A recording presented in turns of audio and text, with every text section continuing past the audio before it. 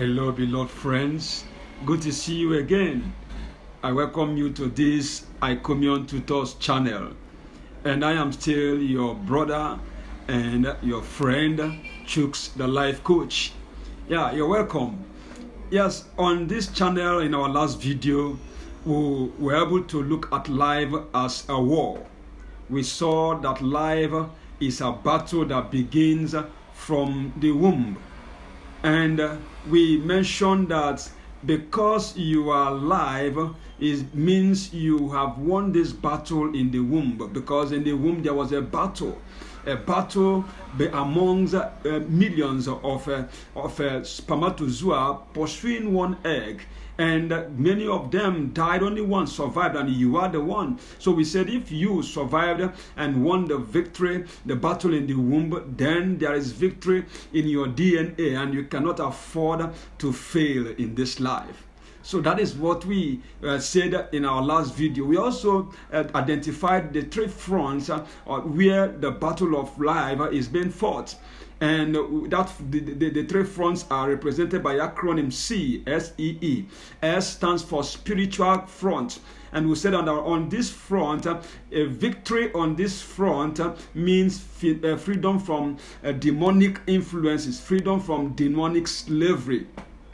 Yeah, that is what we say. Then, and E, education front. On education front, victory on this front, it means freedom from mental slavery. And the last E is economic front. And on this front, victory on this front means freedom from financial slavery. And we also say that for you to be able to win the battle of life, then you must stay connected to God, because He is the only one that has the almighty ability to win the battle of life on any front that you can think of. So this is what we looked at on our last video. And if you are just listening to us, if you are just viewing our video, I will advise you visit our channel to get yourself acquainted with our previous videos and teachings. We have said many things on this channel. So our site, our channel is the iCommunion Tutors channel, and the handle is Chooks the Life Coach. You can visit to check on other videos if this is the first time that you are coming across our channel. God bless you. So we want to today begin to look at another important issue of life. Yeah, another important issue of life. Now we want to begin today to look at what I call important but neglected personal life questions. I repeat, important but neglected personal life questions. We want to look at some of them. I have about 10 of them that we'll be considering on this channel. We may not cover it in this one video, but stay connected with us as we take this journey. We are going to get to know them with time, and we'll get to know all of them. So, important but neglected personal life questions. There are some questions of life that we shy away from for many reasons. Some because of we cannot fathom the answers to those questions. Some of them, the reason is because we are afraid of the reality of the answers to those questions. And for many reasons, people shy away from these important personal life questions. But I want us to begin to look at them. Let not your heart be troubled. We'll find answers to them, and the purpose of this video is for you to be able to find answers and find a way or solution on how to get over these questions and how to handle them and how to take care of them in your life as a whole. So that is the essence of this video. All right. Now, question number 1. Who are you financially? Who are you?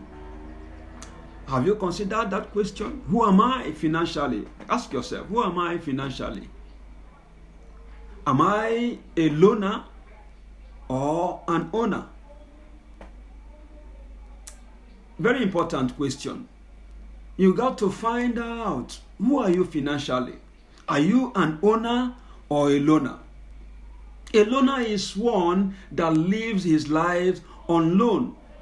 He lives on loan, on borrowed funds. He lives on salary advancement. He lives on loan. The apartment he is occupying is a product of loan. The car he rides is a product of loan. His wardrobe is purchased with loan. He tries to service this loan very well. He services the loan very well so that he can be worthy for more. And he keeps taking loan upon loan to take care of, of life needs. Life needs. Friends, that is a loaner. Is that what you are? Is that who you are? Is that the state of your financial life? Now, if that is the state of your financial life, then I want to let you know that it is not right. It is not proper. That is not God's plan for your life. That is not God's plan for your life. Now, God does not meet the needs of his children with loans. God is not a loaner. Oh my God, God is not a loaner. So you are not supposed to live on loan. Now, this person, that is living on loan has many. You see him, he dresses gorgeously, all the time, and he drives a good car, and you look at him. People around will see him as somebody who is comfortable, who has enough, and he himself erroneously and falsely thinks that he is at that level until his creditors come. Until his creditors come knocking. That is when he will now know the actual owner of those things he is enjoying. That is a loaner. And on the other hand is an owner. An owner is somebody that lives within the means of his income. Oh yes. Even if his income is 1,000 naira a month, he lives within that means and he is satisfied. He sleeps very well in the night because he is not afraid of thinking of who will knock on his door, who will call him on phone to ask, or who will threaten him that he is going to come and carry his shoes and pack his clothes for his, because he is owing him. So he is an owner, and he lives in peace with himself. Oh, that is an owner. So who are you? You got to answer this question. Like I said, many of us shy away from some of these life questions, personal life questions. It's not something that you have got to compare yourself with anybody. No, the question is for you and you alone personally, and you got to find answers to them. I don't know if you are familiar with this maxim that he that lives he that lives on a borrowed fund lives a borrowed life. Are you familiar with that maxim?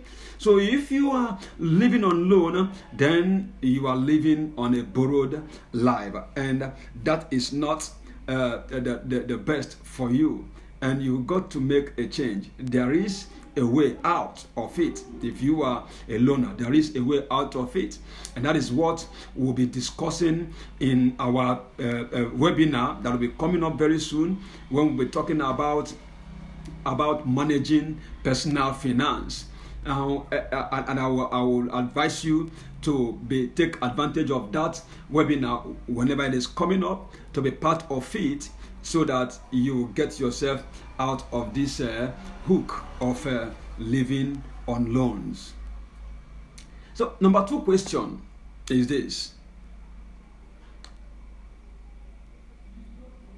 Number 2 question. What is your financial worth today? And what would you want it to be tomorrow? What is your financial life today? And what would you want it to be tomorrow? Now, like the question on who are you financially. Now, the answer to that question is depending on three factors. Now, they are depending on the three factors. Now, as a matter of fact, we would have five factors that I listed, but the correct answer to that question is depending on the three factors. These are the five factors, and I will mention the three. I will tell you the three that the answer is depending upon. Number one is your age bracket. Number two is your education. Number three is your earning bracket. Number four is your saving culture. And number five is your investment strategies. Now, these factors has a lot to do, as it concerns your financial worth. Now, and these factors that I mentioned, now 5 of them are very important, but your financial worth today and being able to answer the second question of what you are financially today and what you will be financially tomorrow is depending on the last 3 factors, and that is your earning bracket, your saving culture, and your investment strategies. Are you with me? So this is what will help you to, get yourself to the desired financial position that you want to be, or that God has prepared for you. I am very sure that you are not meant to be a loaner. You are not supposed to live your life on loans, on borrowed funds. Not at all. And again, who you are financially today does not matter if you will be able to take advantage of these 3 factors that I just mentioned: your earning bracket, your saving culture, and your investment strategies. If you be able to take advantage of these 3 factors, then it doesn't matter what your financial worth is today. It doesn't matter. What it will become tomorrow is what you want it to be. So that is the second question. What is your financial worth today? And what would you want it to be tomorrow? What would you want it to be tomorrow? So your present financial status is not as important as what it ought to be in the nearest future. I want to tell you that even if it is as low as the earth, it could be as high as the sky if you desire it to be so. And discipline yourself to save, to invest trickles from that income that is not enough. Not minding how small it is. Because one of the reasons why many people are in the condition where they are today, living as a loner, and is because they believe that their income is not enough for the needs that are around them, and believing that they now go out to borrow to meet up, to include, to augment the income received. Now, but we are saying that is not the right way to go about it, because going by that way will keep you in some position of borrowing and borrowing and borrowing. But if you be able to, discipline yourself and to save trickles from that little income, you'll be able to see what will happen in the nearest future. And let me not go too far. The details on this we will get to know in that webinar when we talk fully about managing personal finance. Are you with me? So what we are saying is that what your financial worth is today is not as important as what it ought to be if you desire a change in your life, your financial life. So that is question number 2. Then question number 3, how long have you been an employee? And when do you intend to graduate to an employer? Ask yourself, how long have I been an employee? And when do I intend to graduate to an employer? Ask yourself. Or you've not been thinking about that. If you have not been thinking about that, I want to call your consciousness to it. Yes, because life is progressive. There is nothing wrong being an employee. There is nothing wrong about that. But there's everything wrong about retiring and dying employee. There is everything wrong about retiring and dying employee. Because life is progressive. God made it so. There is time for everything. There is time to be employed and there is time to employ. Yes. There is time to be employed and there is time to employ. So if you live your life throughout all your life being employed, it then means you didn't utilize the time to employ. That one was wasted all your life. And it ought not to be so. So ask yourself this question. How long have I been an employee? And when do I intend to graduate to an employer? Because God himself is expecting that you should graduate. He has an expectation on you to graduate from employee to employer. He has expectation on you. Are you following me? So there is time for everything. Time to be employed and time to employ. Now, if you look at the book of Deuteronomy 28 verse 8, perhaps that will help us to understand better what I mean. Remember, I told you that our teachings are what? They are motivational and they are transformational. And I told you the reason why I said so. And one of the reason I told you is because our principles are extracted from the most trusted book by the most trusted author, which is the Bible. So don't be surprised when I quote scriptures. Don't be surprised. That is where we get our authority from. And that is the most reliable source of information on earth today. The most reliable source of information, of knowledge, is the Bible. So now, making a reference to the book of Deuteronomy chapter 28 verse 8, I read. It says, the Lord will command the blessing on you in your storehouses and in all to which you set your hand, and he will bless you in the land which the Lord your God is giving you. Now, God said he will command the blessing on you in all that you lay your hand to do. But if you are an employee, you will be laying your hand on another person's business. And God's word is true and cannot return to him void without accomplishing the purpose for which it is sent. He has said it. That you, as a child of God, that if you lay your hands on anything, he is going to bless that thing that you lay your hand on. Now, if you as an employee, now you have laid your hand on someone's business, God will bless that business. And at the end of the month, your employer gives you a peanut that is called salary. Then the quantum of the blessings of God that came upon the business because you laid your hand on it goes to your employer. You see what I mean? So that is why, because God is expecting that you should lay hand on your own thing that he might bless it. Are you with me?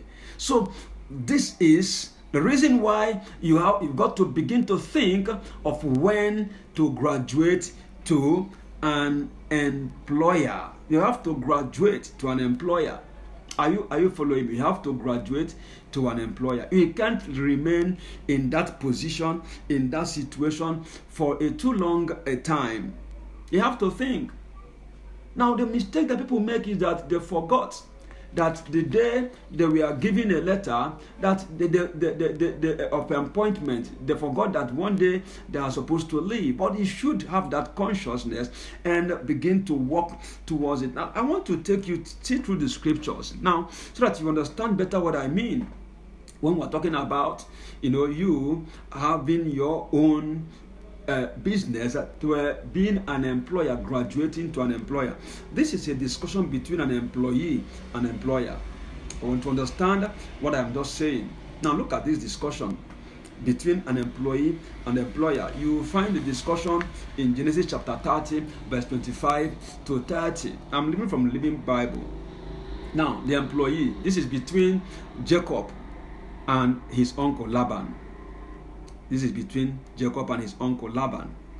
Now, Jacob said, I want to go back home. Let me take my wives and children, for I earn them from you, and be gone, for you know how fully I have paid for them with my service to you. Then his employer, Laban said, please don't leave, for a fortune teller that I consulted told me that the many blessings I have been enjoying are all because of your being here. How much of a raise do you need to get you to stay? Whatever it is, I will pay. Can you see that? Can you see? These are between the employer and the employee. Jacob was working for his uncle, and at a point he decided, like I said, he want to answer this question. He said, I've been an employee for a long time. I think it's time for me to graduate to an employee. So he told his employer, it's time for me to go. And his employer, Laban, said, no, please, don't go. Why? Because I consulted when you came, I saw how things were going. So I consulted a fortune teller, and he told me that the blessings and the prosperity I'm experiencing, that the business boom I am experiencing is because of that young man that is there, that is working for you. And that is in the fulfillment of God's promise. Jacob laid hands on a business of his uncle Laban, and God blessed it according to his word. I told you, God says something, he means it, he does it. He does what he says. God blessed the business of Laban because Jacob laid his hand on it, because his child laid his hand on it. Unfortunately, now Jacob was now asking, but upon all these blessings, I'm not getting anything. And when should I go? It's not time. Let me go and fight for my own self, for my own thing, for my own family. I want to go. I want to graduate to an employer. So this is an important question. This is important. And look at the deception. The employer said, how much do you want? Let me increase your salary. That is what happens to us.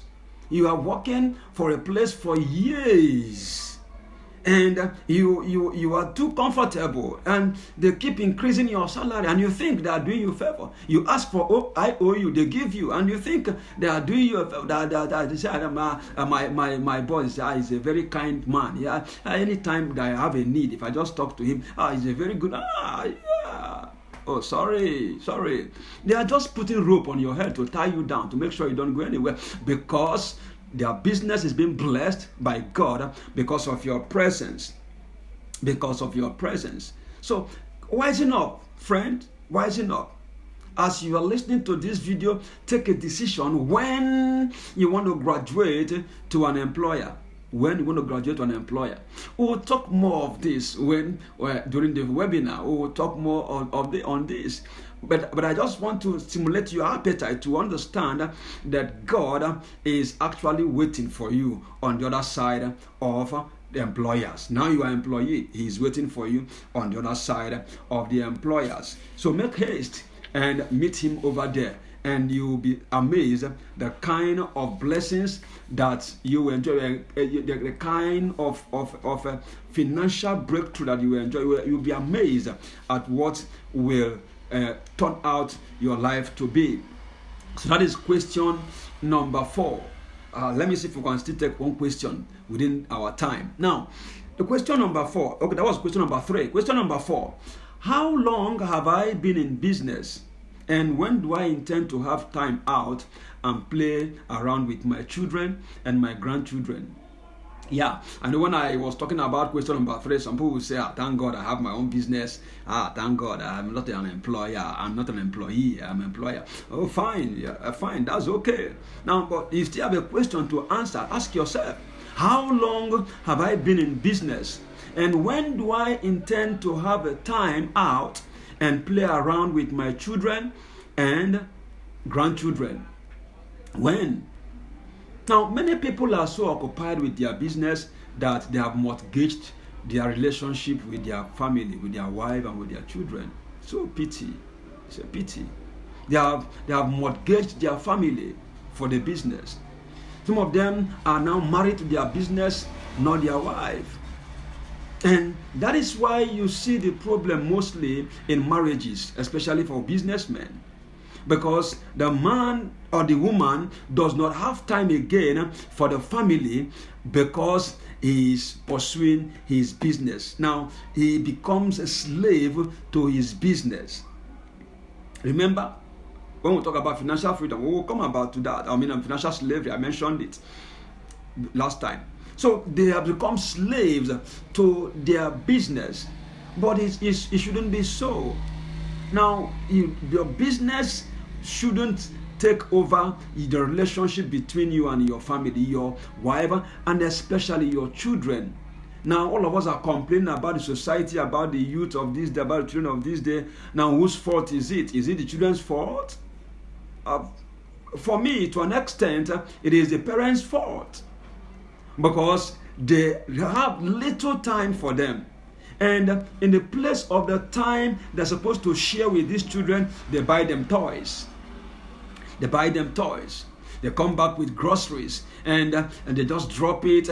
And for them, they can put them in the higher school. And that is why today a child of 2 years old will go to school, leave for school 8 a.m. and come back 5 p.m. Oh my God.